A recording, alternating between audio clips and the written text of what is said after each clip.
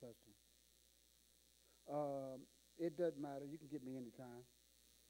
I'll be here all day. Yep. Okay.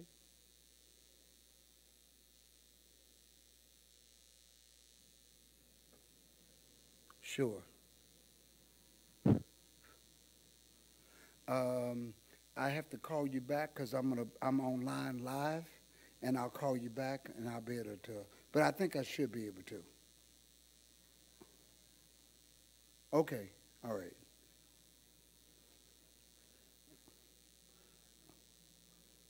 Okay. All right. Bye bye.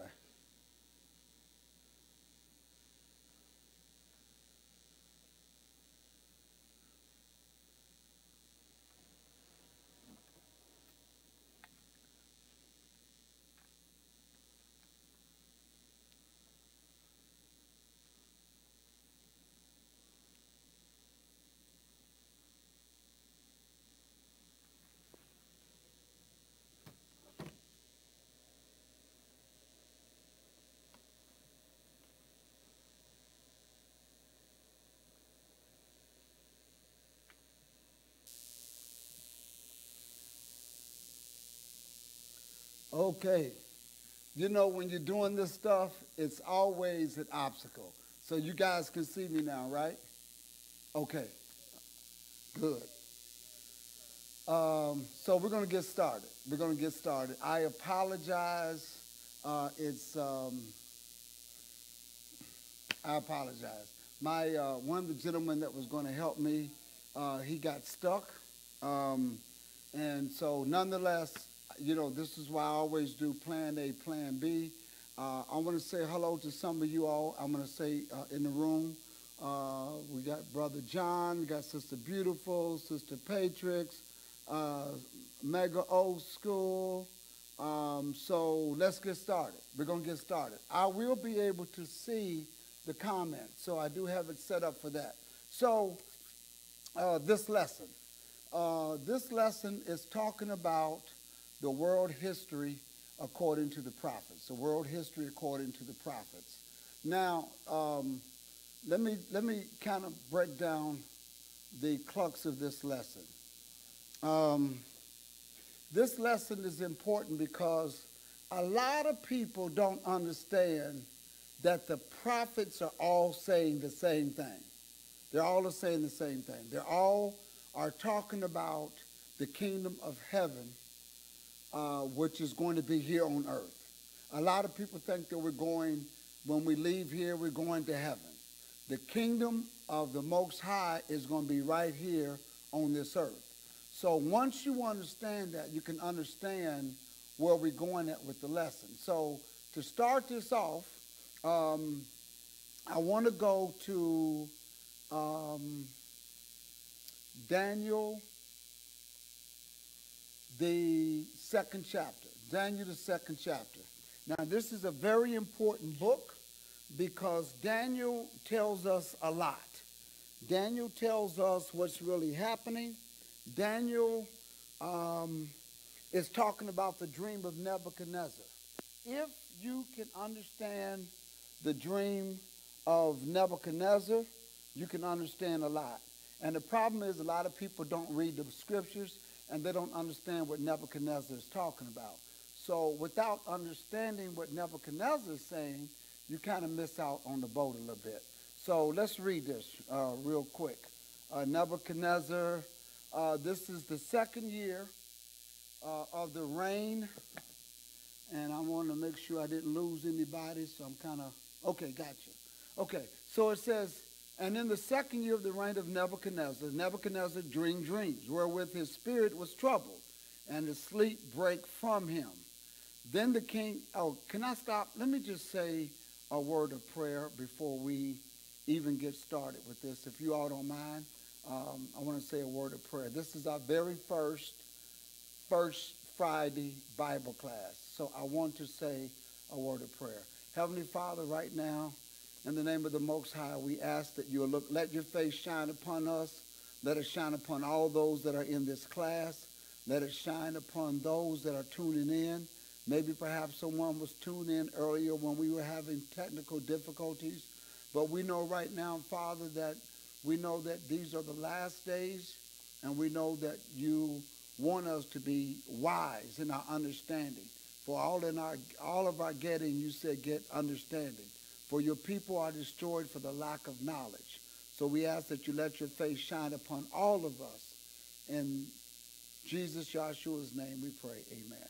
Okay, so if you understand Daniel, a lot of people are scared to read Daniel. A lot of pastors. When I mean by a lot of pastors, I'm talking about first day. Typical Christendom. They don't get into the book of Daniel. It was ironic today. I was with my barber, and I told him that this lesson was going to be coming on. And what he told me that he knew about Daniel was the prayer. This is a guy that prayed 3 times a day. And I said, you really missed a lot if that's what you're getting from the book. And a lot of people only know Daniel from being in the lion's den. But we're going to get into the gospel according to the prophets and what they came to do and what they're telling us and how it has been fulfilled today. Okay? So let me get back into this. Yes, thank you. Somebody said thank you for the... And the sound is real low. Okay, I'm going to raise the sound up a little bit, and so we can kind of get that going too. And hopefully it won't be so low. Testing 1, 2. Testing 1, 2. Let me help get the sound up. Is that better? The sound better now? Yeah, I think I see it modulating a little bit better now. Okay, that should be better. Good. Okay, so let's read this. And in the 2nd year of the reign of Nebuchadnezzar, Nebuchadnezzar dreamed dreams, wherewith his spirit was troubled, and his sleep brake from him. Then the king commanded to call the magicians, and the astrologers, and the sorcerers, and the Chaldeans, for to show the king his dreams. So they came and stood before the king. And the king said unto them, I have dreamed a dream, and my spirit was troubled to know the dream. Then spake the Chaldeans to the king in Syriac, O king, live forever. Tell thy servants the dream, and we will show the interpretation. The king answered and said to the Chaldeans, the thing is gone from me. If ye will not make known unto me the dream with the interpretation thereof, ye shall be cut in pieces, and your houses shall be made a dunghill. Wow. I mean, that's some very serious stuff there. Let's keep going. The Chaldeans in verse 10,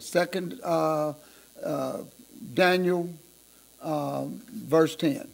Daniel, the 2nd chapter, verse 10. The Chaldeans answered before the king and said, there is not a man upon the earth that can show the king's matter.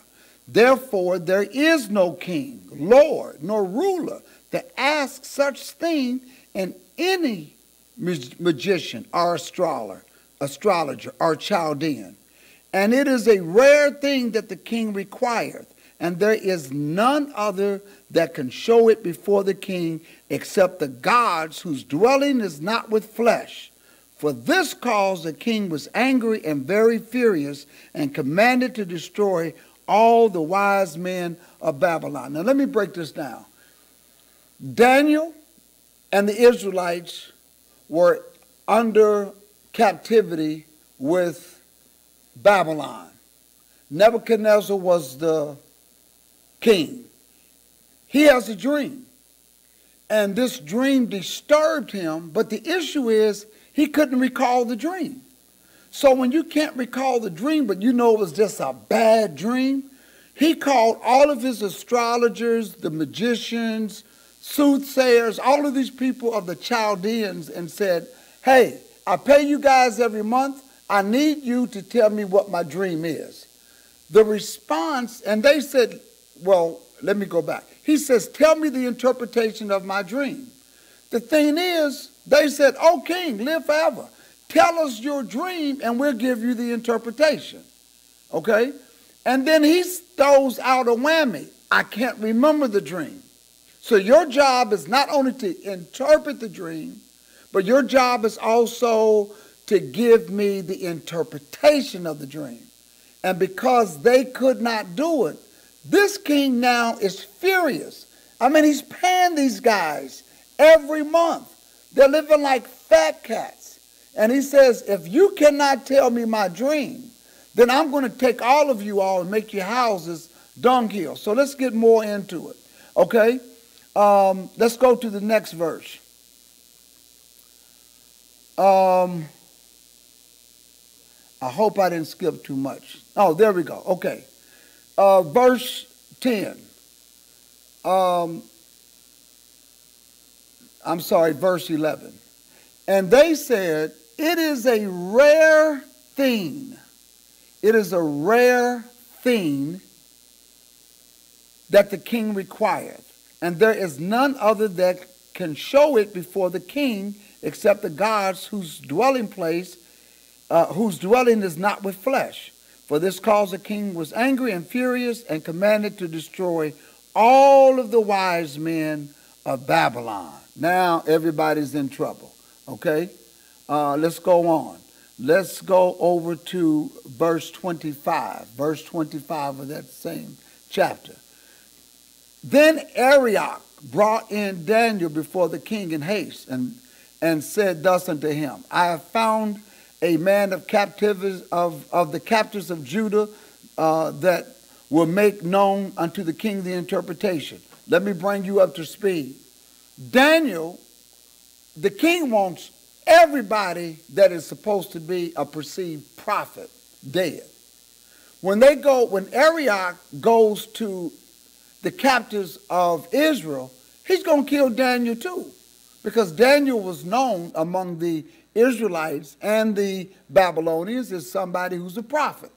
Although it was a different God, it was a true and living God, Daniel's going to die too. And Daniel says, well, wait a minute. Why don't you take me before the king, let me pray, and let me ask the God of Israel, the Most High, if he will give me the interpretation of the dream. So this is where we pick up off at. Arioch brought in Daniel before the king in haste and said thus unto him, I have found a man of the captives of Judah that will make known unto the king the interpretation. Then Daniel answered and said, verse 26. The king answered and said to Daniel, whose name was Belteshazzar, art thou able to make known unto me the dream which I have seen and the interpretation thereof? Daniel answered in the presence of the king and said, the secret which the king hath demanded cannot the wise men, the astrologers, the magicians, the soothsayers show unto the king. But there is a God in heaven that revealeth secrets, maketh known to the king Nebuchadnezzar what shall be in the latter days. The dream and the visions of thy head upon thy bed are these. Now, I want to stop there for a second because remember, Daniel told him these things are going to be in the latter days. In the latter days. So what I'm getting ready to show you in this dream is a comparison of the statue and who the countries are and how it's in the Bible, how you can prove this in documented history.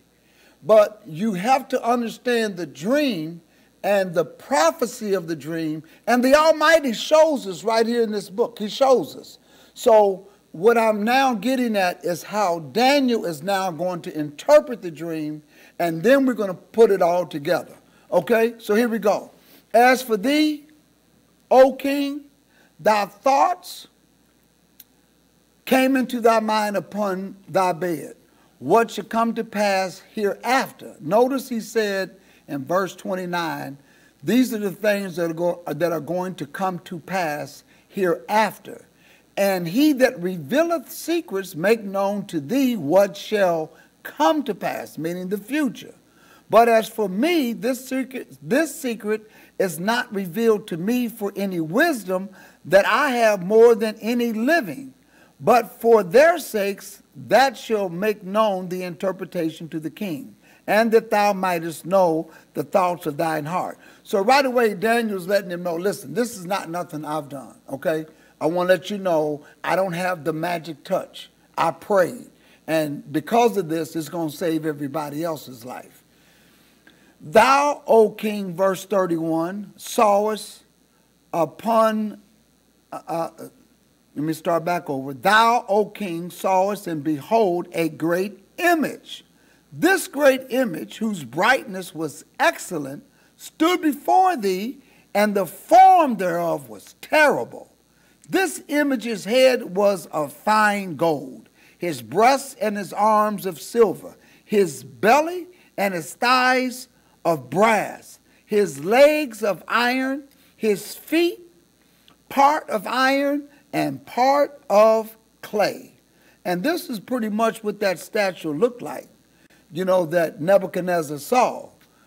He saw this thing and it bothered him. It was terrible. It was frightening for this guy to see this.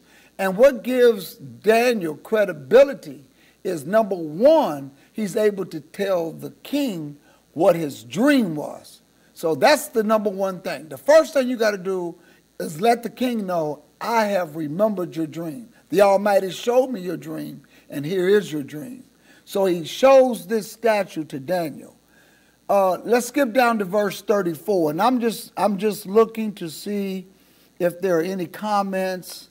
Somebody says a lot better. I think they're talking about they're talking about the volume. Good, good. Okay, so let me just continue this. Verse 34. He says, thou sawest till that a stone was cut out without hands, which smote the image upon his feet. I skipped some, so let me go back and bring you to where I'm at. Daniel sees this statue that Nebuchadnezzar saw. But this statue is going to be destroyed by a stone that is not made with hands. Now, anytime something is not made with hands, that simply means it's not coming from the government. It's not coming from mankind. It has to come from the Most High. So let's get back to it. Thou sawest this statue till that a stone was cut out without hands, which smote the image upon his feet that were of iron and clay, and break them into pieces. So this stone struck this statue right in his feet, and everything broke to pieces. Then was, verse 35, then was the iron, the clay, the brass, the silver, and the gold broken to pieces together, and became like the chaff of the summer threshing floors. And the wind carried them away, that no place was found for them. And the stone that smote the image became a great mountain, and filled the whole earth. So, whatever this stone, now I'm going to tell you what the stone is. This stone is the Messiah. It's the son of the Messiah. When he returns the second time, when he returns the second time, this statue, which is basically broken into 4 pieces, is simply the 4 ruling kingdoms over the entire earth. These are beasts that came up out of the earth. And I'm going to show you Daniel's dream later and tie it in to Nebuchadnezzar's dream.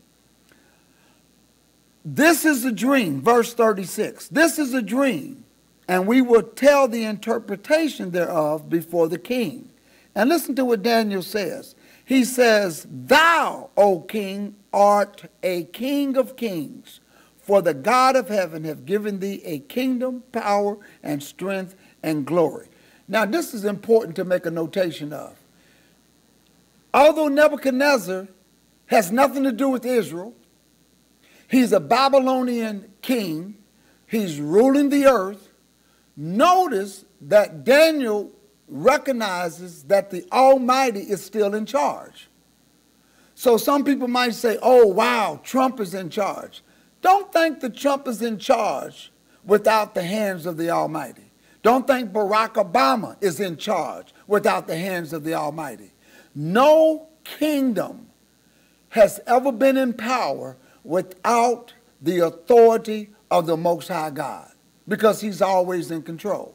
Let's continue to look at this. So in verse 37, he says, thou, O king, art a king of kings, for the God of heaven hath given thee a kingdom, power, strength, and glory. Then he goes on to say this, and let me get to my next scripture here. I'm on my PowerPoint. I want to make sure I can get to it. Okay, where am I? There we go. I'm just showing the picture there where this statue is struck. So that's what it looked like when it got stuck, when it got struck. So let's go to the next one. And wheresoever the children of men dwell, listen to this, wheresoever the children of men dwell, the beasts of the field and the fowls of the heaven hath he given in thine hand, and hath made thee ruler over them all. Thou art this head of gold. So the first thing he tells them, listen, the Almighty, the King of kings, the true King of kings, the God of Israel, the God of heaven and earth, the ruler of everything, has put everything under your hands. Verse 39, and after thee shall rise another kingdom inferior to thee, and another third kingdom of brass, which shall bear rule over all the earth. And the fourth kingdom shall be strong as iron, for as much as iron breaketh in pieces and subdue all things, and as iron that breaketh all these, shall it break in pieces and bruise. Now, listen to what he's saying. You, Nebuchadnezzar, are in charge. After you is going to be a second kingdom. And after the second kingdom is going to be a third kingdom. And after the third kingdom, there's going to be a fourth kingdom that will rule the entire earth. When we get finished with this lesson, you are going to see that there are only 4 kingdoms that have ever ruled the entire earth. And they are still in charge today. Some people say, you know, America's in charge. America's not in charge. America's not in charge. Everybody right now, and I'm going to show you, Rome is in charge. Rome is in charge. Because when we get into Daniel's dream, you're going to find out that it's Rome. We're going to get into world history. You're going to see that it's Rome, and you're going to see how this beast rules. So let's get back to where we were at here.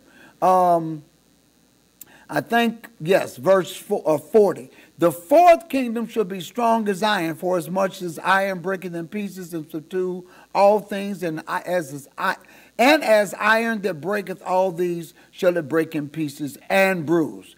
And whereas thou sawest the feet and toes, part of potter's clay and part of iron, the kingdom shall be divided. Now let me stop there. The fourth kingdom is going to be divided. And what we're getting ready to read is going to be divided into 10 parts. 10 parts. But it's still going to be under that one rulership. We're going to get into that. Check this out. But there should be in it of the strength of the iron, for as much as thou sawest the iron mixed with miry clay. Now, Babylon, as you can see, reigned from 605 to 539 BC. This was, according to Daniel, Nebuchadnezzar would be in charge. He is the first king. He is the king of brass. The king of gold, that had the head of gold. That head of gold that had was like a lion with eagle's wings. That is Nebuchadnezzar. That's Babylon. That's Babylon, and it's all dynasty, which reigned from 605 to 539 BC. Let's continue with verse 42. And as the toes of the feet were part of iron and part of clay, so the kingdom shall be partly strong and partly broken. He's talking about the fourth kingdom. It's partly broken, somewhat together, and you're going to understand that later on in the text. And when we get into this lesson. Verse 43. And he goes on to say, and I'm just looking to see if there's any comments. Okay, we're still doing good here. All right. Verse 43. And whereas thou sawest iron mixed with miry clay, they shall mingle themselves with the seed of men. But they should not cleave one to another, even as iron is not mixed with clay. And in the days of these kings shall the God of heaven set up a kingdom which shall never be destroyed, and the kingdom shall not be left to other people, but it shall break in pieces and consume all these kingdoms, and it shall stand forever. So there you go. What Nebuchadnezzar got in a dream was a statue, the first part being himself, a head of gold. And what he saw, according to Daniel's interpretation, that statue was broke up into four dynasties, and there is no fourth. We're going to look at the timeline of all of this as we get into the lesson. But what Daniel said was that once the fourth kingdom is set up, the stone that comes down from heaven and strikes the statue at its feet and breaks it up, and it disintegrates, and the stone will set up its kingdom, its mountain, all over the earth. That is during the millennium. That is during the 7,000-year reign of Christ. What happens is the Messiah, who has already came, he's already died, he's already been buried and resurrected. When you look at the book of Acts, they say, look, he went up back to heaven. And what happened was the angel of the Lord said, why stand ye here gazing? This same Son of Man, this same Son of God is going to return right back on this part right here. And we'll get into another lesson, not in this one, but we'll see that the saints come back with him in the first resurrection, and we're going to reign right here on this earth for 1,000 years. Tomorrow, at 1 o'clock, my message to the congregation is called "The Meek Shall Inherit the Earth." Let me continue to get into this lesson, because you'll find out how everything is going to be right here on earth. So he goes on to say this. I want to go over to now the 7th chapter of Daniel. Now, in the 7th chapter of Daniel, Daniel has a dream also. And you're going to learn that this is during the first year of Belshazzar.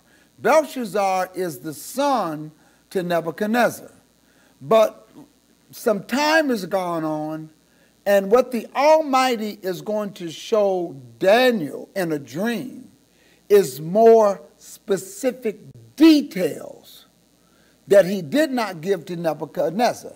The only thing God gave Nebuchadnezzar was that there were going to be 4 kingdoms to rule over the earth before all kingdoms are broke down by the stone that's not made with hands.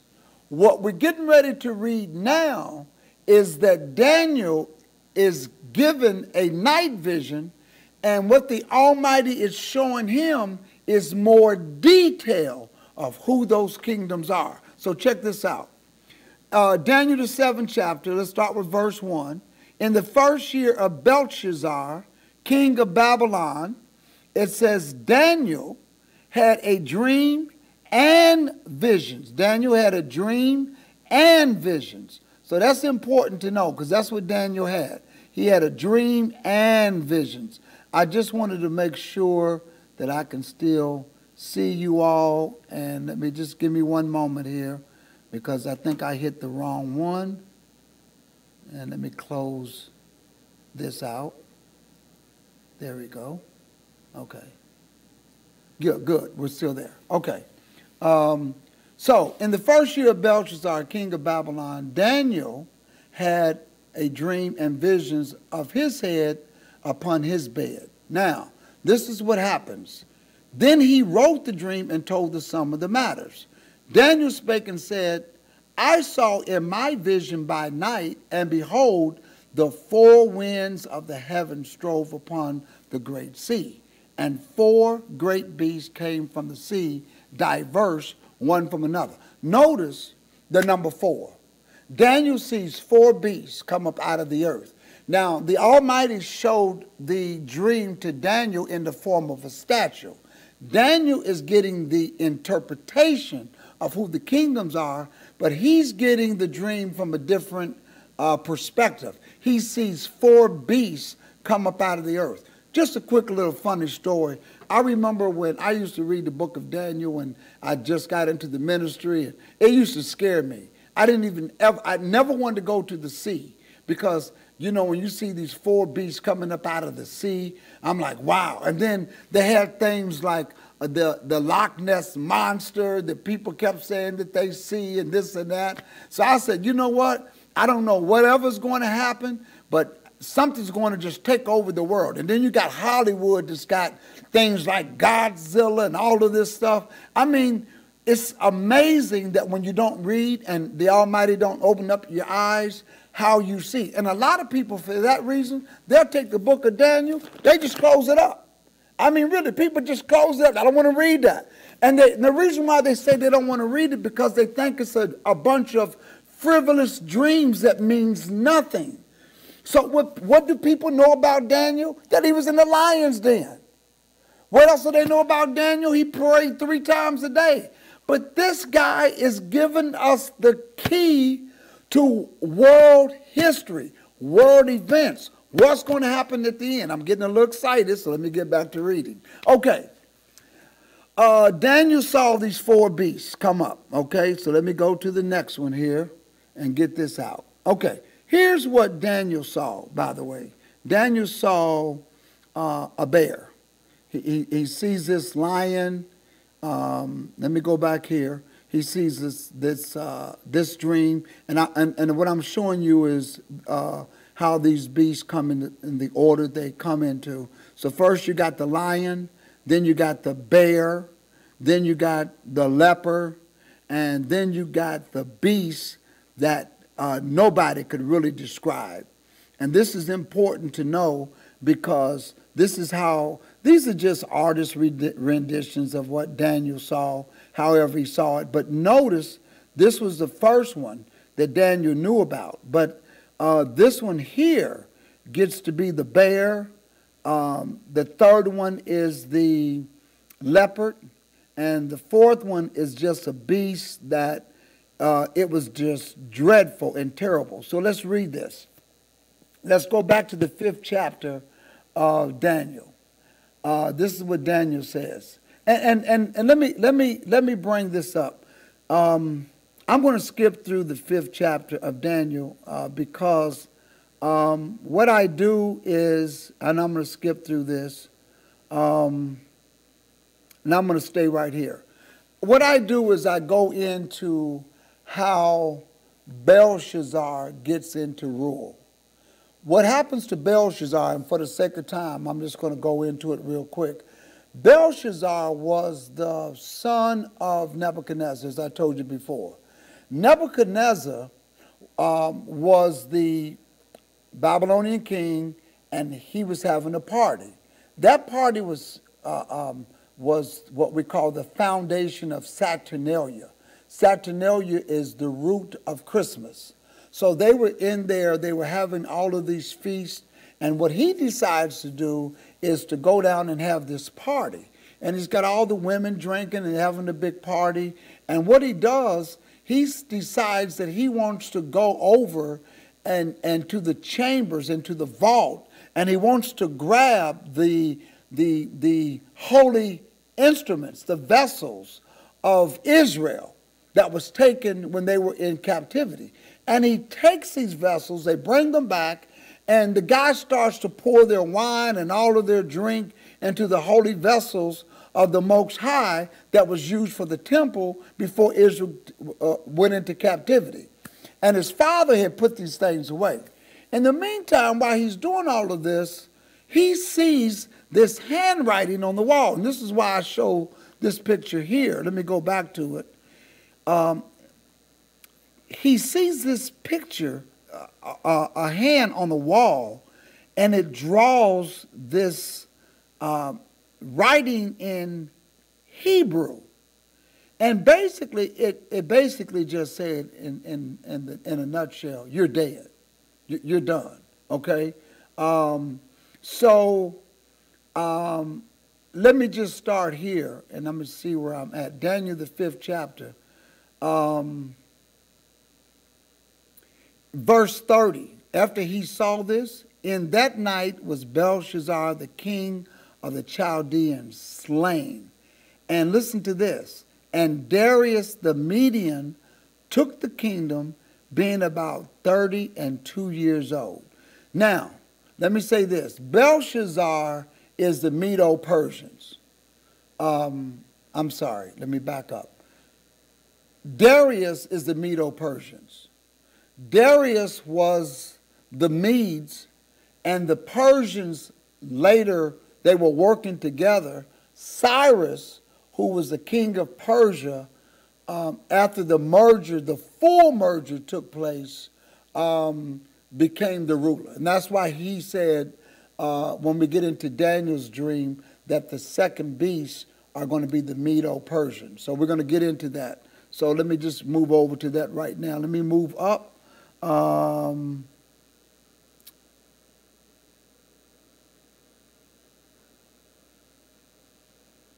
This is in Ezra, the 1st chapter. Ezra, the 1st chapter, verse 1. It says, now in the 1st year of Cyrus, king of Persia, the word of the Lord by the mouth of Jeremiah, the word by the mouth of Jeremiah might be fulfilled.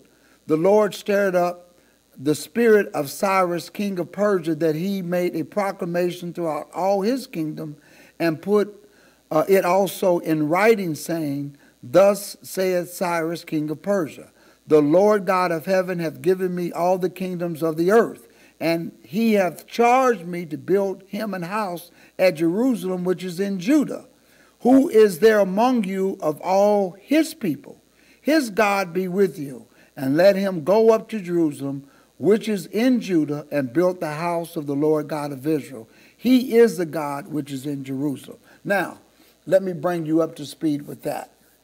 After Cyrus takes over, because Darius, who was the Medes, Cyrus, who's the Persians, he's now ruler. Notice that he said, the Lord has given me all the kingdoms. In verse 2, the Lord God of heaven hath given me all the kingdoms of the earth. Because before Nebuchadnezzar, when he was in charge, he was given all of the kingdoms of the earth. But now we see that in verse 2, Cyrus, king of Persia, has been given all the kingdoms of the earth. And he hath charged me to build him a house at Jerusalem, which is in Jerusalem. This is the second dynasty, or the second kingdom, that Daniel told Nebuchadnezzar that there would be another kingdom that would be inferior to you that will come up after you. That is the Medes and the Persians, okay? So let's go over. I want to get out of the book of Ezra. This is where I want to get at, right here. Now, this, what I'm getting ready to show you is what came out of Google. It also is information that came from the encyclopedia. And what it does is, the reason why I call it the gospel according to the prophets is because you can actually read what happened in the Bible and confirm it in other books outside of the scriptures, okay? And I'm just going to stop here for a second and just see if there's any comments. We're here and listening as a good student does. Okay, all right, Mega Old School. All right, so somebody else says writing notes. A lot better. Great. Okay, so let me just continue this, okay? So, this is what this says. Cyrus the Great. This came, I believe, from encyclopedia.com. Cyrus the Great ruled the largest empire of his day and is known for granting many freedoms of his subjects. Over the centuries, many kings and conquerors have been given the moniker the Great. But some say that the figure who deserved this title the most was Cyrus the Great, the ancient king of Persia. Now, let me just say this. Whenever a king ruled the entire earth, there is a particular manner in which they ruled. And I want to give this information to you because it's important to know. Ruling the earth simply meant this: I am the ruling king over all kings of the earth. You can operate, you can serve your own gods, you can have your own temples, you can do your own practices, your own culture, you can do your own worships. However, you send what's due to the king up here. I protect you all. And that's how you ruled the earth. And you stayed in rulership unless somebody took out the king who was in rulership. In this case, the night that Belshazzar was playing around with the cups and took in the vessels of God and having a party during Saturnalia, it made God angry. His knees began to tremble. He saw the handwriting on the wall, and that night he died. Now, what I found interesting, and I think I have it in this presentation, Babylon had a wall around it, and nobody could penetrate that wall. When Darius, who was working with the Persians, decided to attack Babylon, when you read the encyclopedia of how Babylon was conquered by the Medes and the Persians, there was a river that went through from the outside to the inside of Babylon. And there was a break in the wall. They knew that they would attack Babylon on their great feast, which was a pagan feast of Saturnalia, again, which is the root of Christmas.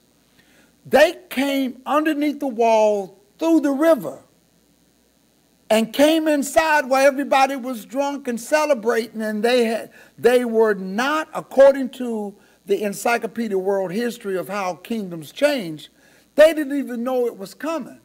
This guy got so scared, so drunk in his stupor, he just fell dead right there. And that's how Darius and these guys take over. So let me get back into this.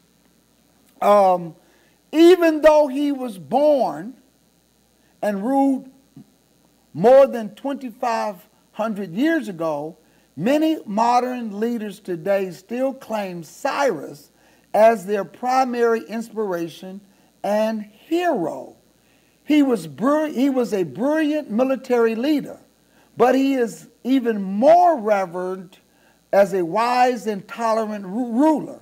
Once Cyrus conquered a nation, he allowed those other realms he absorbed to manage themselves and to keep their customs and religions, as I explained to you earlier. Cyrus was said to have respected the basic human rights of the common man more than any ruler of his time. Let's continue. According to historians, Cyrus was either born in 600 or 575 BC. He lived in Persia, a location that today would be within the country of Iran. His father was Cambyses I, king of Anshan, and his grandfather was Cyrus I, ruler of Anshan before his father. Cambyses I died in 551 BC, making Cyrus the Great king in 559 BC. Cyrus, who was between the ages of 25 or 40 years old, at that time, Cyrus's power was divided between a number of other powerful states in the region, with the Median Empire holding a large amount of influence over Anshan. During this time, Cyrus was subservient to the Median king, and was required to pay homage to him. This is why when we read further, hopefully tonight, I'm looking at the time, you will find that Daniel was told who the kingdoms were going to be. And he specifically said the Medo-Persians. That's why when you go back and look at this and say how he worked with the Median Empire, And that's how Cyrus operated. So you couldn't really be the king of everything unless you had some homies, so to speak, some other people that you can work with. And that's who he did. He worked with Darius. He worked with the Median government. And they helped him rule all of the kingdoms of the earth. But one of the other strategies was to allow each kingdom to operate within their cultures. The only thing they had to do was when they took up their taxes, they made sure they sent their share up to the king who was in rule. So let's get back to this.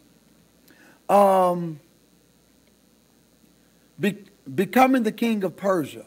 With the help of a rogue Median general, Harpagus, Cyrus revolted against the entirety of the Median army and conquered them in 549 BC. Upon his victory, Cyrus was able to combine Anson with the newly defeated empire and crowned himself the king of Persia for the first time. His death and tomb. Cyrus the Great died in battle around 530 BC and was succeeded by his son Cambyses II. He was buried in a pyramid-like tomb in Pasargadae, which is located in modern-day Iran. Now, let's connect all of this by going to read Daniel, the 8th chapter. And it reads as follows. That's Daniel, the 8th chapter. We're going to be at verse 1. And I'm just checking in with you all. Great. Okay. So let's get back to this. All right. Where are we here? Daniel, the 8th chapter.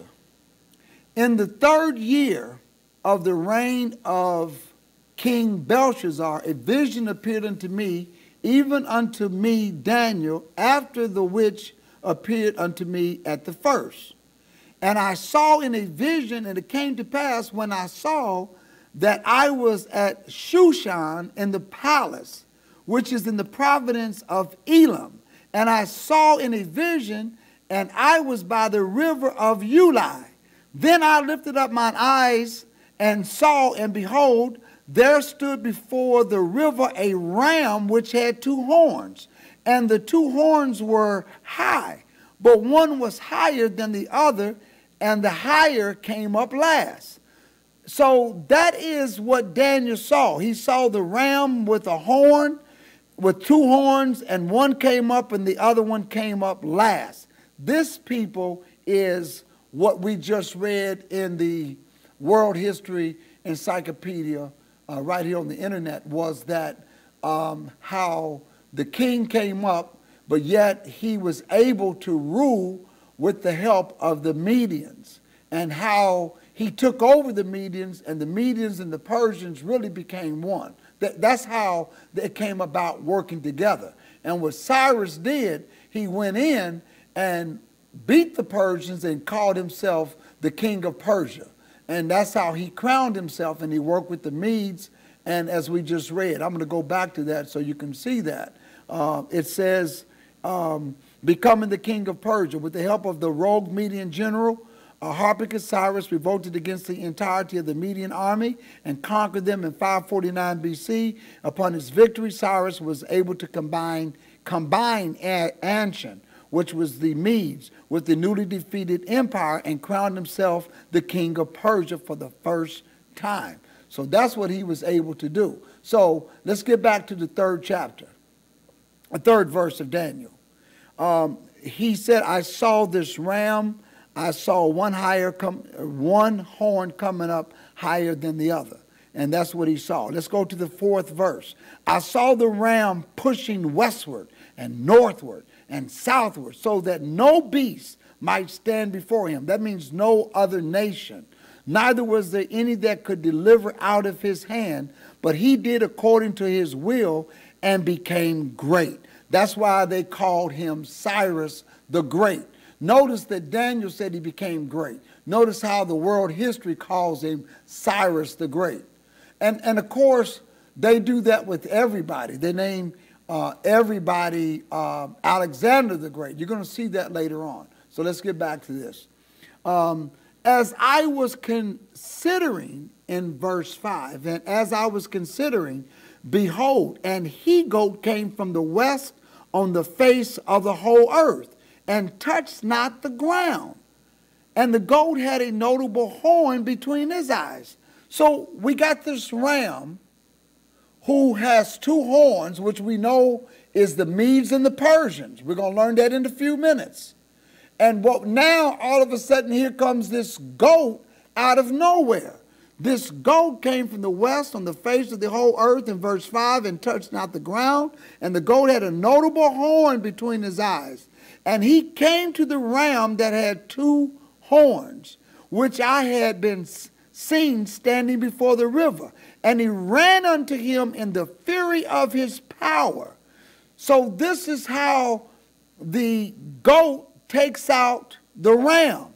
So whatever country this is, that is the goat, takes out the Medes and the Persians. Daniel sees this because remember, Daniel is now still in captivity as an Israelite, but now he's under the Persian government.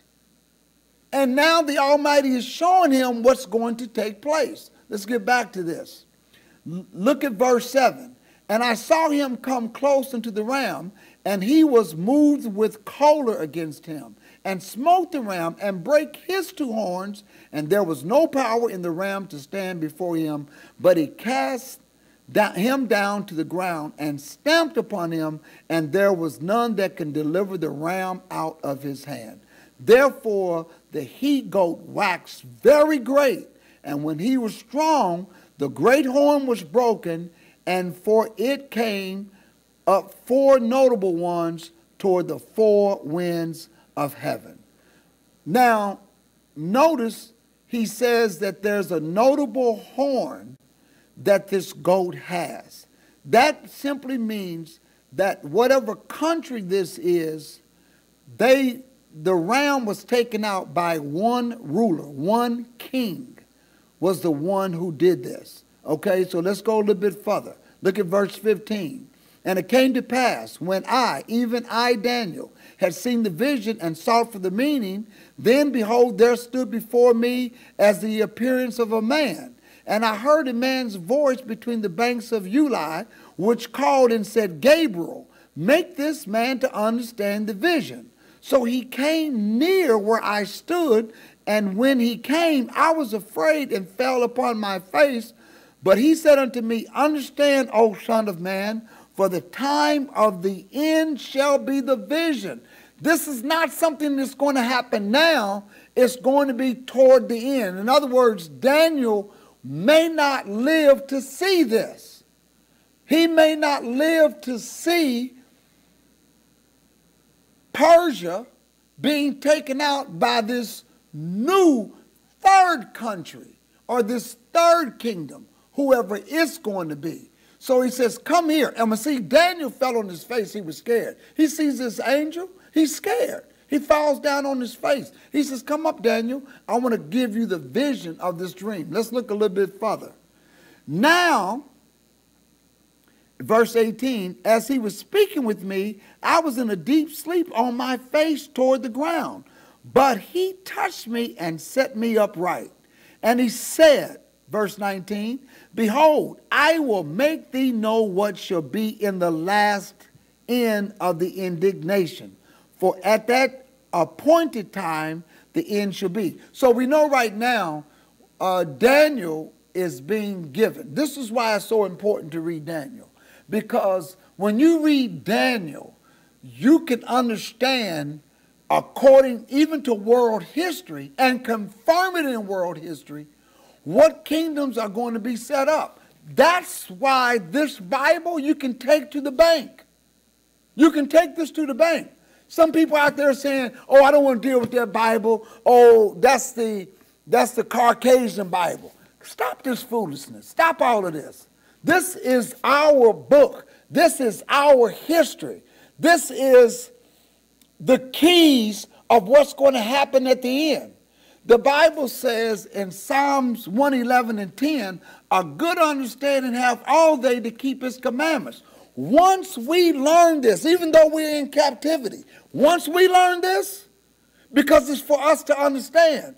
And a good understanding have all they to keep his commandments. So if we keeping his commandments, he's going to show us, just like he gave it to Daniel. Daniel was in captivity.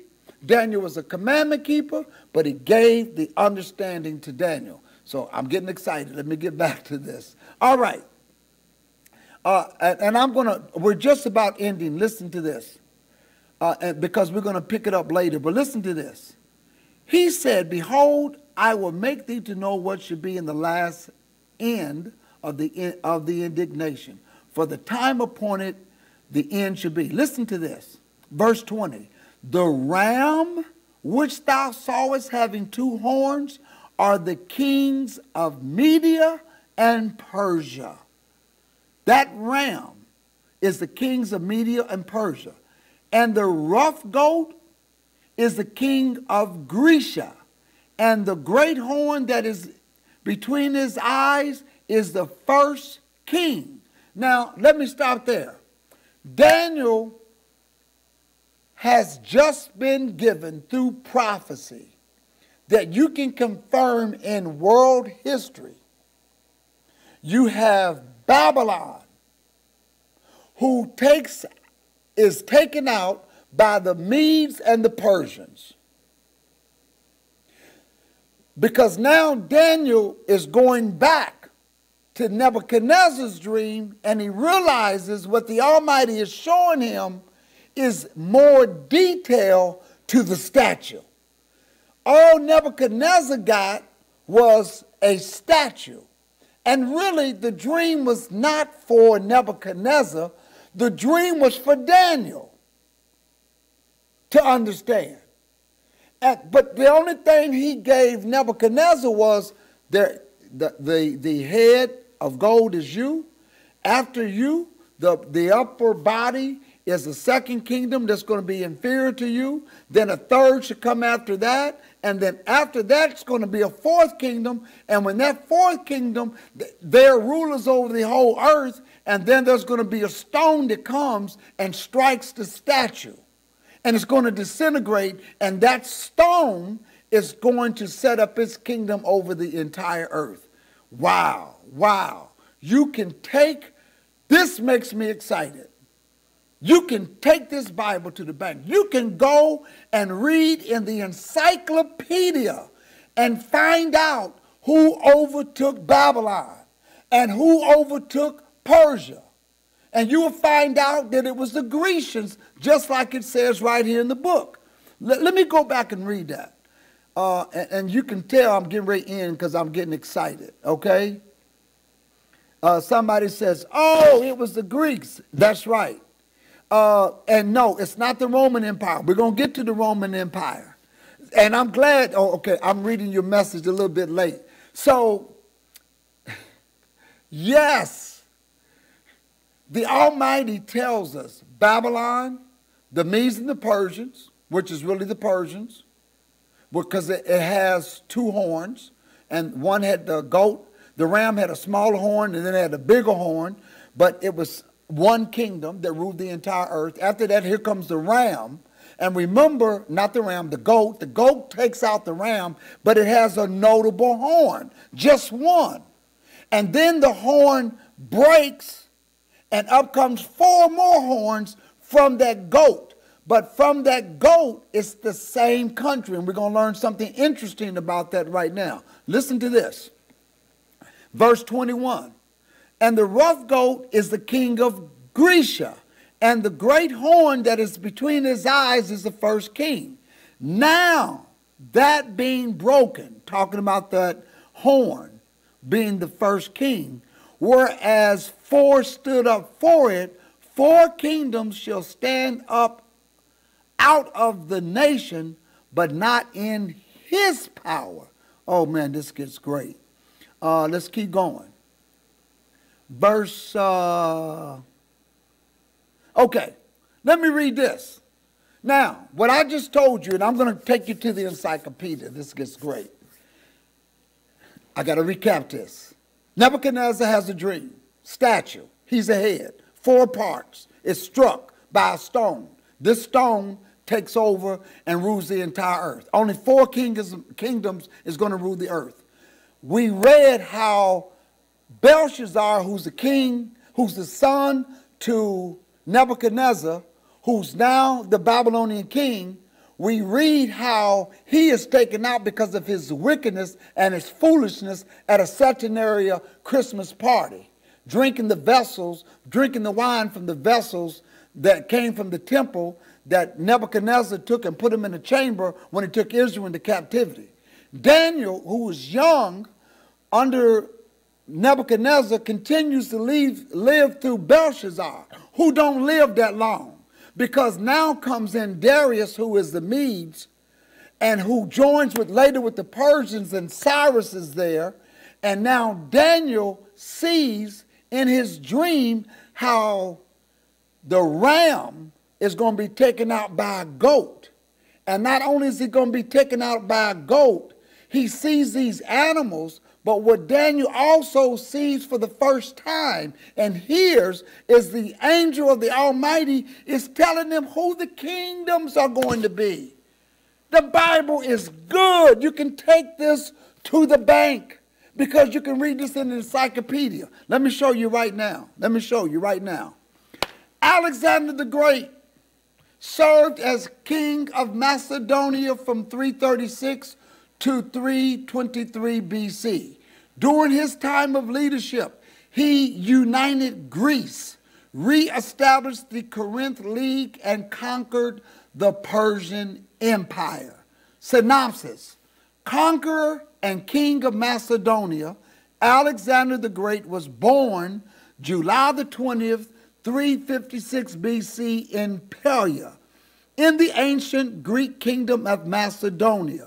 During his leadership, from 336 to 323 BC, he united the Greek city-states and led the Corinth League. Let me just say this because when I was teaching this class before, you notice BC, the numbers get smaller as the years get older, okay? He united the Greek city-states and led the Corinth League. He also became the king of Persia, Babylon, and Asia, and created Macedonian colonies in the region.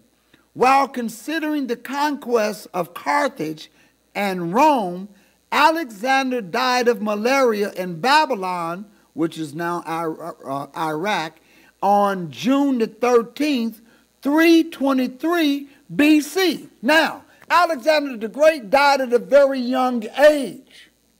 Some say he died of exhaustion. When you read the history books, they say he died of malaria. Some people say he died very young. He was married. He had a wife. His wife was pregnant and gave birth to a son right immediately after he died. And then you can read a whole bunch of history where Greece stayed together, but when he died, the area was divided into 4 parts. That's the 4 horns. So let me get into that right now. Right here. In 336, Alexander's sister, now again, I'm getting this from the encyclopedia. You can look at the Groller's encyclopedia, you can look at the Britannica, and I know y'all want me to get reading and quick cutting in like this. Okay. In 336, Alexander's sister wed the Molossian king, an uncle who was also called Alexander. During the festival that followed, King Philip II was murdered at the hands of Parsians, a Macedonian noble.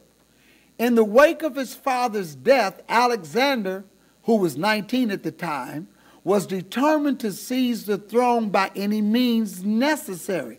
So when his father was Philip, when they killed his daddy, he was 19 years old, this boy decided to get everybody together that he went to school with under Aristotle and say, come on, let's go and get revenge. Let's continue to read. He quickly garnered the support of the Macedonian army including the general and troops he had fought with at Sharonia. The army proclaimed Alexander the feudal king and proceeded to help him murder other potential heirs to the throne. Ever a loyal mother, Olympia further ensured her son's claim to the throne by slaughtering the daughter of King Philip II and Cleopatra and driving Cleopatra herself to suicide. Now, some of y'all think that Cleopatra was black. She wasn't black, okay? Cleopatra was Greek, okay? So there he is. That's a whole different story. We'll get into that later. In 334, Alexander embarked on his Asiatic expedition, arriving in Troy that spring. Alexander then faced Persian King Darius III's army near the Grantius River. Darius' forces were swiftly defeated. By fall, Alexander and his army had made it across the southern coast of Asia Minor to Gordium, where they took the winter in rest. In the summer of 333, the troops of Alexander and Darius once again went head-to-head in battle at Issus. Although Alexander's army was outnumbered, he used his flair of military strategy to create formations that defeated the Persians again and caused Darius to flee. In November of 333, Alexander declared himself the king of Persia after capturing Darius and making him a fugitive. While considering the conquest of Carthage and Rome, Alexander the Great died of malaria in Babylonian in June the 13th, 323 BC. He was just 32 years old. Roxana gave birth to his son a few months later. Alexander died, his empire collapsed, and the nations within it battled for power.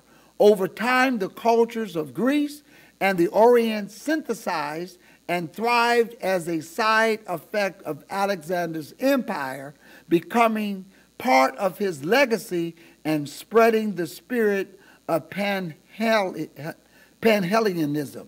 So here's my sources. It's the Groller's Encyclopedia and the Britannica, okay? Now, listen to this. This gets to the 11th chapter of Daniel. See, that's why when I did this lesson, you got to go back and forth. You got to go back and forth, and I'm just checking to see if everybody is still here. Yes. Okay, good. I'm going to keep going. All right. Now, I'm almost finished. I promise you. This won't be much longer. Daniel, the 11th chapter, verse 1. Daniel, the 11th chapter, verse 1. Also I, in the first year of Darius the Mede, even I stood to confirm and to strengthen him. And now I will show thee the truth. Behold, there shall stand up yet 3 kings in Persia, and the 4th shall be far richer than they all. And by his strength, through his riches, he shall stir up all against the realm of Grecia. And a mighty king shall stand up, that shall rule with great dominion and do according to his will. And when he shall stand up, his kingdom shall be broken and shall be divided toward the 4 winds of heaven, and not to his posterity, not according to his dominion in which he had ruled, for his kingdom shall be plucked up, even for others beside.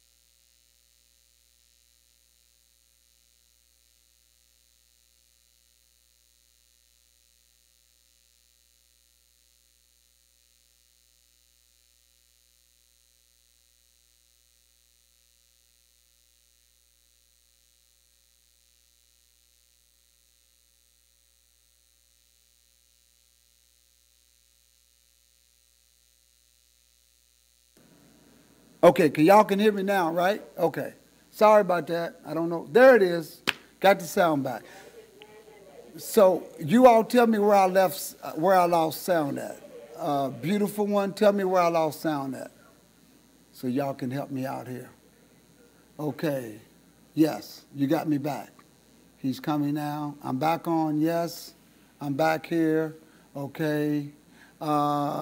Please email me the information that I didn't hear. Okay. Now I'm gonna rewind it to where you all told me I left off at. So y'all tell me. Tell me what part you didn't hear, and I'm gonna go back to it. Okay? Let me know where I left off at. I'm gonna go back to it. Okay? I'm looking. I can hear back on. Y'all tell me where I left off at.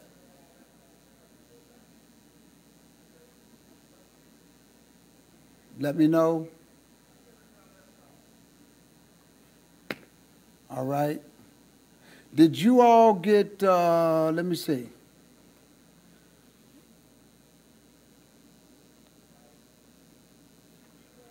Okay, so the last part you heard that Cleopatra was a Greek. Okay. Let me roll back. And this won't take long. This won't take long. Okay? Thank you very much for letting me know where I left off at. Okay. Where I was at, I was showing you that it's amazing how this Bible, you can read the dictionary and take this Bible to the bank. You cannot do this with any other religion, no other.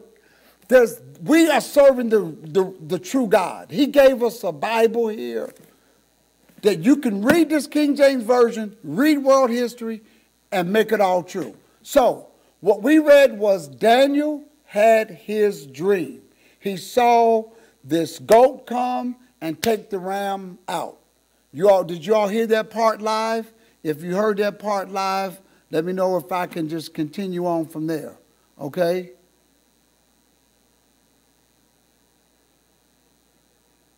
All right. Do we still have sound? Somebody give me a thumbs up.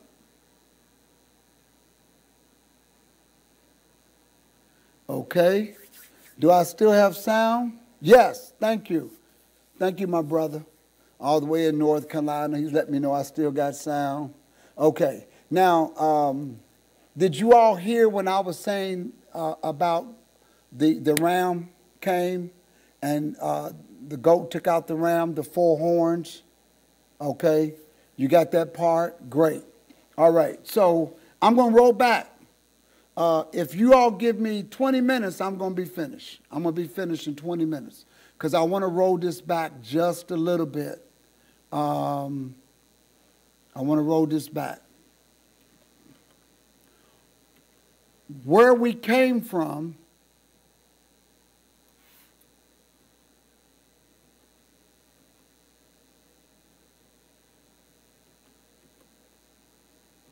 was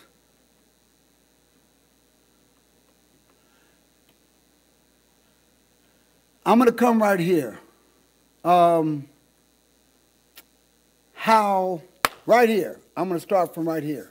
In the 8th chapter, verse 19. Daniel, the 8th chapter. Daniel has this dream, and he sees this ram being taken out by this goat. And now, for the first time, the Almighty is getting ready to let him know who this goat is. Did you all hear this part? If you did, just say, we heard the 8th chapter. That's the place? Okay. Okay. Should I start at the 8th chapter or move forward? Somebody let me know. Okay, start at the 8th chapter. Okay. In verse 19, it says, and he said, behold, I will make thee to know what shall be in the last end of the indignation. For the time, somebody's saying move forward. Okay, I'm going to move forward. So you all heard this. Let me just say it real quick. He lets him know that the ram is the Medes and the Persians. The goat is the king of Persia. Let me move forward. And what I did show you then was how Alexander the Great lived until he was 32 years old. He died at the age of 32. And when he died, the kingdom was split in 4 different ways, 4 different generals. They overtook Greek.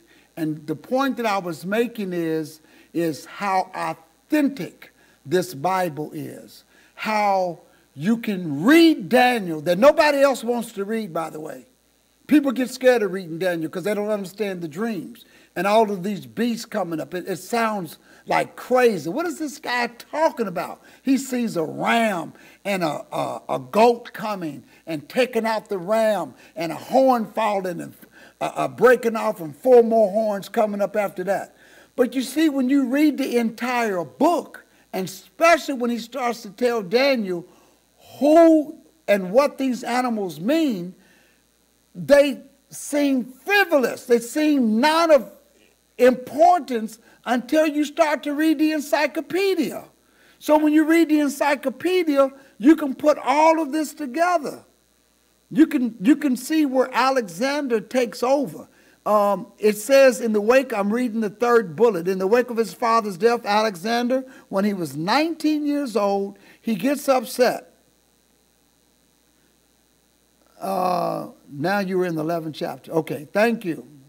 Thank you, Sister Judith. She's letting me know to move up. So Alexander at the age of 19, and I'm just moving up while I'm talking to you all, he gets upset because they killed his daddy. And you know, like most kids, 19 years old, you take out the daddy, you're going to have some problems. And he did. He does that. But he dies. And as they said, Greece was divided into 4 areas. There they are right there to confirm world history. And then we look at those kingdoms, and then we come right here. I'm going to move on. Daniel, the 7th chapter. Daniel, the 7th chapter. After this, I saw in the night visions, and behold, a 4th beast. Now we're going to end the lesson here on the 4th beast. And give me 10 minutes and we're going to end this. Because this is where we are today. What Daniel has done, Daniel in his prophecy, in the book of Daniel, and don't think that the government don't know this. Don't think the government don't know this. Don't think that they don't have their think tanks up there knowing what this is all about. They know. And the more they try to intervene with prophecy, all they're doing is fulfilling prophecy. And I'm talking this before I get into the 4th beast. It's almost like when Jesus was crucified. There's a lesson I do that let's not make the last error worse than the first. And when you are trying to interfere with prophecy, you end up fulfilling prophecy. And I'll give you an example before I get into this 4th beast and Daniel the 7th chapter. When Jesus was killed, the soldiers and the scribes and the Pharisees came to Pilate and say, listen, we got a problem. We want you to put soldiers around the grave because we remembered that he said that in 3 days he's going to rise again. And if you don't put soldiers around his grave, the last error would be worse than the first. I kept wondering, what is the first error? That's in the scriptures. I'll do a lesson on that. But basically the first error was you sold him for 30 pieces of silver to a familiar friend. Prophecy fulfilled, according to the prophets. You pierced him in the side. Prophecy fulfilled. When the familiar friend, let me go back to the familiar friend. When he brought you the money back, you didn't want to deal with the money because it was blood money, and you put it in the potter's field. That day, you reallocated the money. All of this, you did nothing but fulfill the prophecy.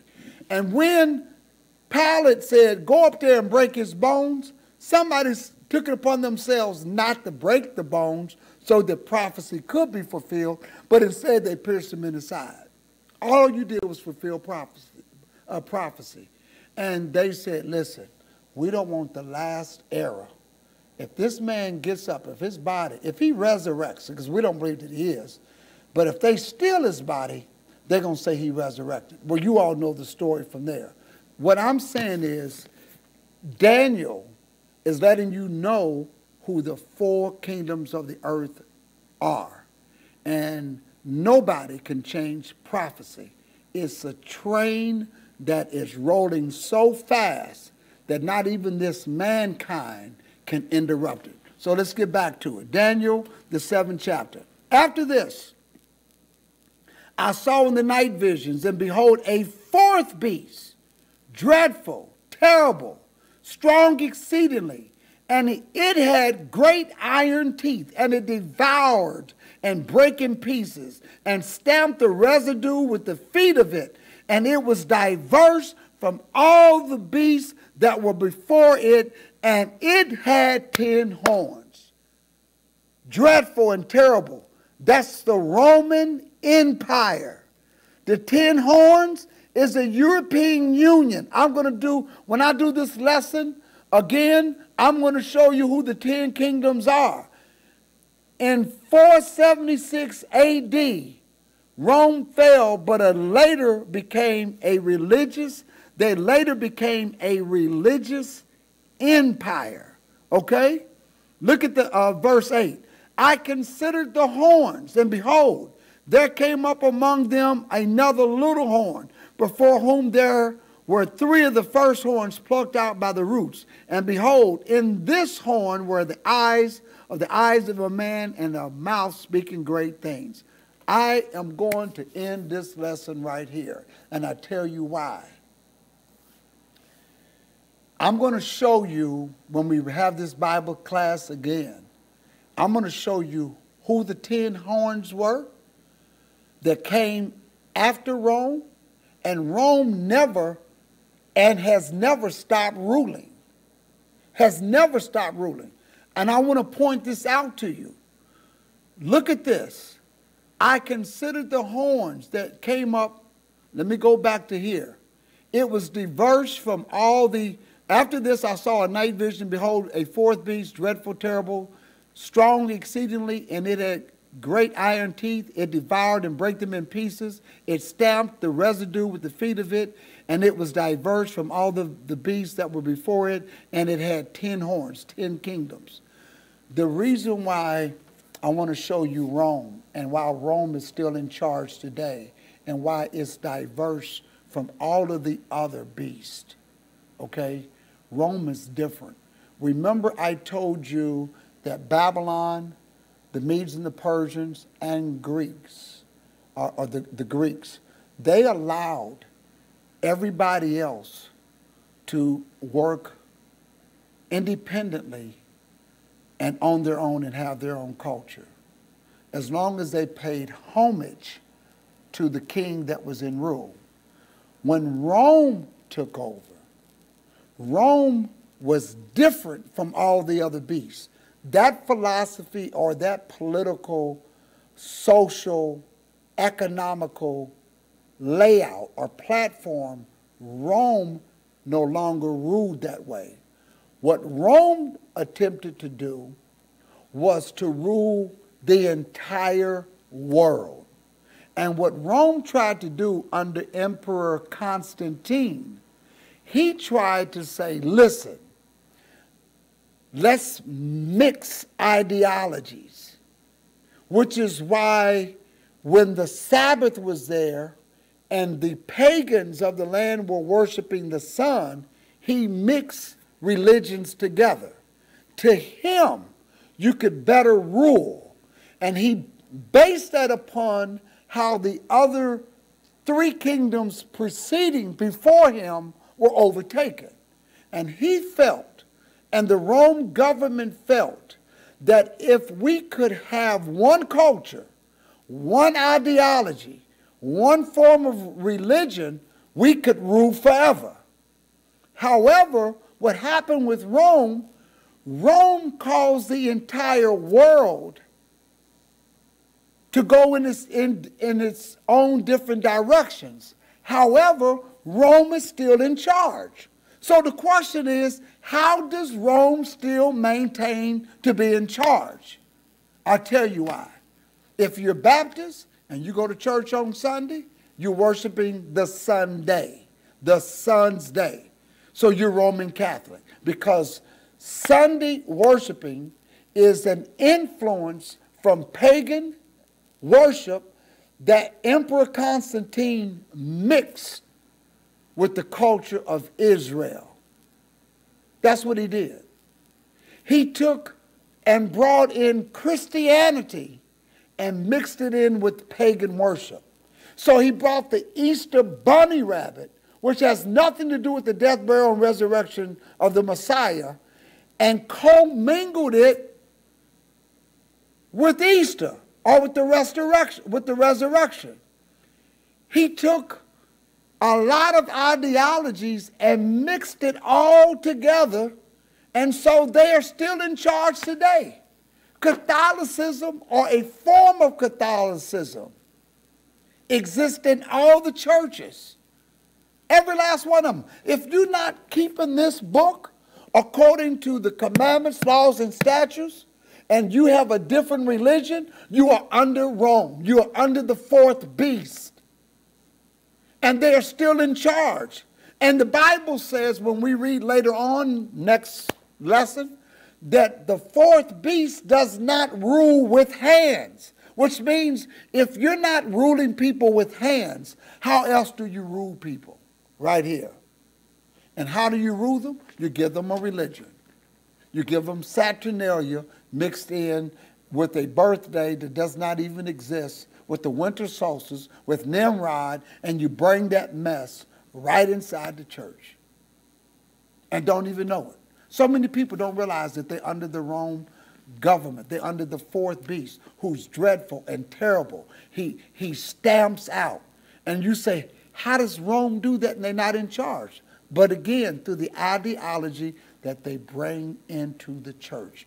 Pagan worship that has nothing to do with this scripture. And let me say this, because somebody might say, well, you know, does it matter what day you go on? It does. Why would anybody go to church on the first day? Why would they worship on the first day? Where in this Bible do you find to come together on the first day? For anything other than to go house to house and break bread, which they did every day. I can find and show you where the Sabbath is, where we are commanded to come together and to forsake not the assembling of ourselves. But show me in this book. This book is so powerful that it could predict world history of who's going to be in charge from one kingdom to the next, that you can read in the encyclopedia, which is what we did through this entire lesson. We showed you that Babylon was going to be in charge. The Medes and the Persians. Cyrus the Great. You can read about him in the encyclopedia, how he defeated the Babylonian government. How the Greeks under Alexander came and took out the Persians, being the ram, the goat that takes out the ram. Then you got a fourth beast that comes up who's dreadful and terrible. And we're under the fourth beast. There is no other beast. We're living in the last days. There is no fifth. The fifth is going to be the Son of the Most High when he disintegrates. Because I'm going to read this. You got to let me do this. In the book of John. I tell you what, I'm going to do it next time. I'm going to do it next time. I'm going to save some of that. I'm going to leave this out dingling so that you'll want to tune in next time. Trust me, you want to tune in next time, because I'm going to show you that the fourth beast is still in charge. I'm going to show you who the 10 horns are. I'm going to show you the one horn coming up, plucking up 3 horns. I'm going to show you the 3 horns that fell and the 7 that are still standing, and how the European Union is joining together. I want you to do some homework. I want you to look up something called the Treaties of Rome. And you're going to see that it's connected to the European Union. Again, it's called the Treaties of Rome. Why do they call it the Treaties of Rome? Because the Almighty will not allow nobody to change history so that we can see and understand what's going on right through this book, right through here. And the treaties of Rome is the European Union, which is 10 countries that form to create an alliance. And trust me, they are influenced by Rome through doctrine, ideology, and religion right now today. So I want to just say, I thank all of you all. Somebody says, take your time. I was on the edge of my seat. I know. You know what I don't want to do? I don't want to have a Bible lesson and I wear you guys out. And I also want you to continue to come. I want you to pass the word First Friday. I want First Friday to hit the social media world. We're going to meet here every First Friday. I'm going to do a small recap when we come back, the first Friday of next month. And when we come back, we're going to go into something that's unbelievable. I have some material that comes out of the encyclopedia that will blow your mind. It blew my mind 2 weeks ago. And when I tell you it will blow your mind, it's going to blow your mind. When I take that and link it up with scriptures, you're going to say, OMG, the Almighty is about to come. This Bible, you don't want to throw it away. You don't want to say that somebody wrote it. This Bible was written by men who were inspired by God. And when you can find the prophecy in the encyclopedia, you know you got something. Don't let go of this book. Take this book, bind it about your neck, write it upon the table of your heart.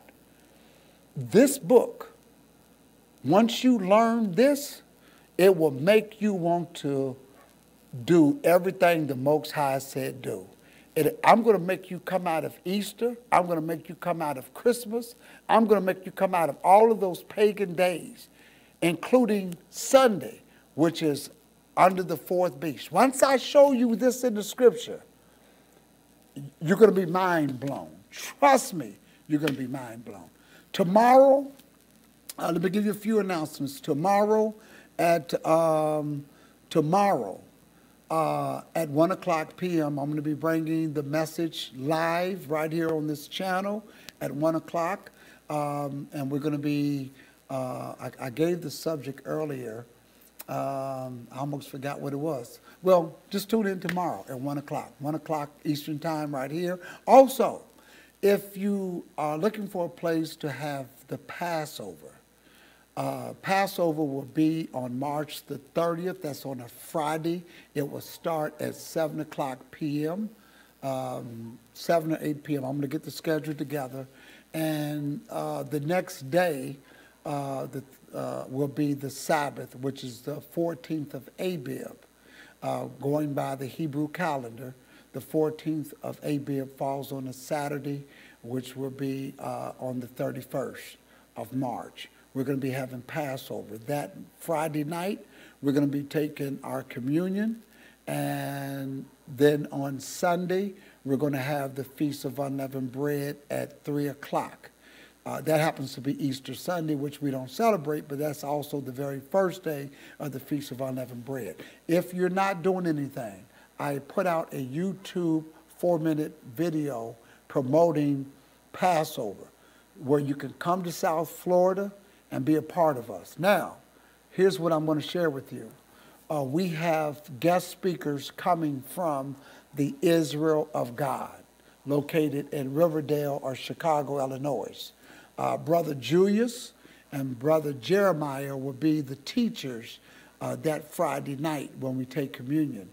The next day for Sabbath school, Brother Julius and Brother Jeremiah will be the teachers at 10 o'clock. At 1 o'clock, yours truly will be bringing the afternoon lesson, and we'll have a nice lunch. We're going to come back at 3:30, and Brother Julius and Brother Jeremiah from the Israel God will be coming back. And on Sunday, starting at 3 o'clock, we'll be having the Feast of Unleavened Bread, and we're going to have a big meal, Now, this costs you nothing. The food is free. Just come on, fly in town. It's going to be nice weather and be a part of the Passover celebration. This is the first time that Bethel House of God will be joining with the Israel of God under Pastor Bowie. Pastor Bowie and I became good friends. I met him on social media.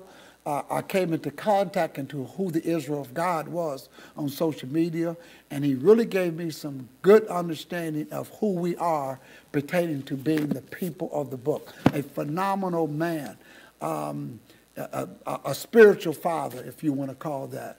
I have deep respect for him because he takes the time out several times during the week, and we just go over this book.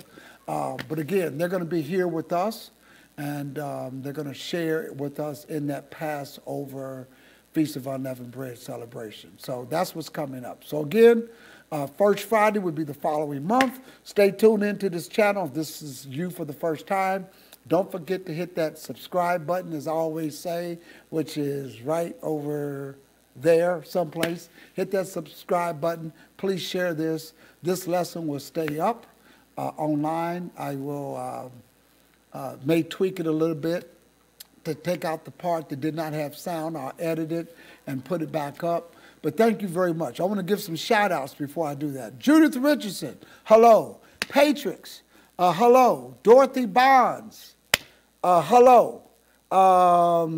Mega Old School, hello. Beautiful One, hello. Quiana Stevens, hello. I got some emails from a lot of you guys also. Thank you very much. The true Hebrewite, the true Hebrew Israelite descendant. My brother from North Carolina. And Mega Old School is from Birmingham. Your message and Brother Bowie's are the same. Well, we come from the Bible.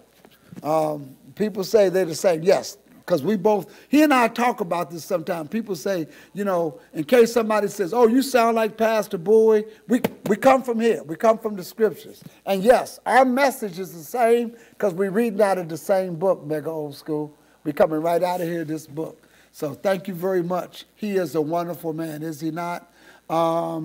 We got God's House. Hello, Patriots. Thanks from Houston, all the way from Houston, Texas. We have some people that are tuned in. They're in the Navy. They're in the Navy base there, so they were tuned in tonight. God bless them. So all of you all. So the next time, as they say, same time, same channel, be in with us again. And we want to thank all of you all for tuning in right here at BethelHouseOfGod.org. Oh, I had such a good time. Let me say this. If it's in your heart, if you want to help support this social media ministry, we're trying to get new cameras. Go to our website. That's BethelHouseOfGod.org. Hit that donate button. If it's in your heart, you don't have to, but if it's in your heart, I need to get more cameras. I need to get better software so that we can communicate better, because I'm on a mission. I'm on a mission. So if you find it in your heart to do that, please do that, and I will be very grateful for whatever you can do. God bless you, and we'll see you all later. Don't forget to tune in tomorrow. Be blessed.